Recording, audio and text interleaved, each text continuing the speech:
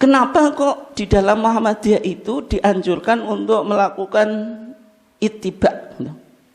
Karena sejak berdirinya majelis tarjih itu, ketika diperdebatkan tentang kedudukan dan sidang majelis tarjih, sebenarnya kedudukan majelis tarjih di Muhammadiyah itu apa?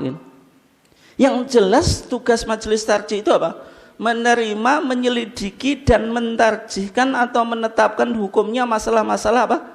Khilafiyah. Itu tugas majelis tarjih. Menerima maksudnya kalau ada sebuah pertanyaan dari warga Muhammadiyah, itu majelis tarjih yang mendengarkan. Setelah pertanyaan itu diajukan, maka menyelidiki. Ternyata masalah itu khilafiyah. Tugas majelis tarjih melakukan apa? Tarjih, yaitu memilih pandangan yang dianggap lebih kuat gitu. Misalnya konteks kunut subuh. Kunut subuh itu ya masalah khilafiyah, tapi kan majelis tarjih harus memiliki suatu pandangan atau sikap ya. Kunut subuh dalam pandangan mazhab Syafi'i dan mazhab Maliki kan hukumnya apa? Sunnah, meskipun tempatnya beda ya. Kalau mazhab Syafi'i apa? Ketika i'tidal. Kalau dalam mazhab apa? Atau ketika setelah rukuk. Kalau dalam mazhab Maliki apa? Qabla rukuk, sama-sama rukuk tapi tempatnya beda gitu.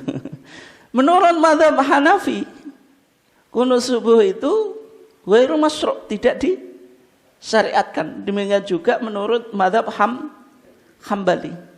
Pertanyaan itu kan pasti masuk ke majelis tarjih, sehingga majelis tarjih perlu untuk mentarjihkan.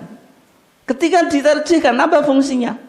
Yaitu menyamakan Pak, menyamakan persepsi, menyamakan pandangan. Sehingga misalnya dalam satu masjid Muhammadiyah tidak mungkin terjadi dua kelompok, yang satu kunut, yang satu tidak gitu.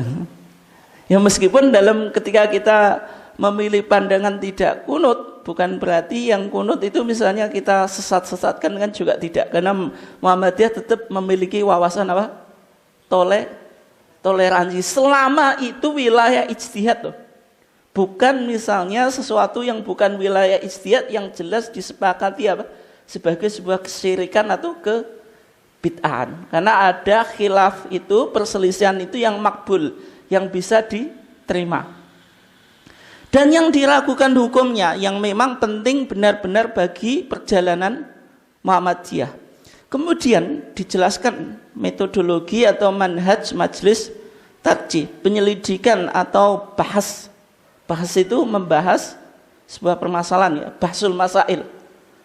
Bahsul masail membahas permasalahan-permasalahan agama. Makanya di NU ada LBM, Lembaga Bahsul Masail atau Bahsul Masail Diniyah. Sebenarnya yang menggagas adalah Kiai Haji Mas Mansur dulu. Bahsul Masail Diniyah itu bahas itu artinya apa? Membahas. Bagi masalah-masalah dalam huruf A, maksudnya masalah yang kita sebutkan tadi, itu harus didasarkan pada anggaran Al-Quran dan juga menggunakan hadis. Ini bahasa masih dulu Pak ya. Ini tahun 1940-an. Jadi yang digunakan acuan apa? Al-Quran dan hadis, bukan pendapat madhab. Dengan berpedoman usul fikih yang telah dimufakati oleh majelis tarjih, karena majelis tarjih itu secara umum menggunakan usul fikih yang muktamad. Kriteria muktamad itu otoritatif Pak. Ketika itu apa? Cuma dijelaskan usul fikih yang disepakati oleh jumhur ulama.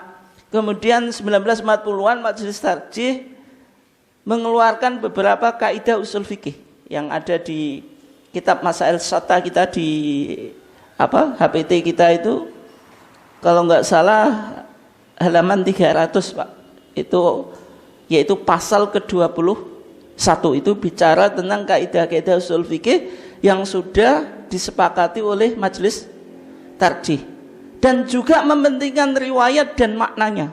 Berarti tadi kalau riwayat hadisnya bagaimana, kriteria hadisnya sahih atau tidak, maknanya bagaimana gitu.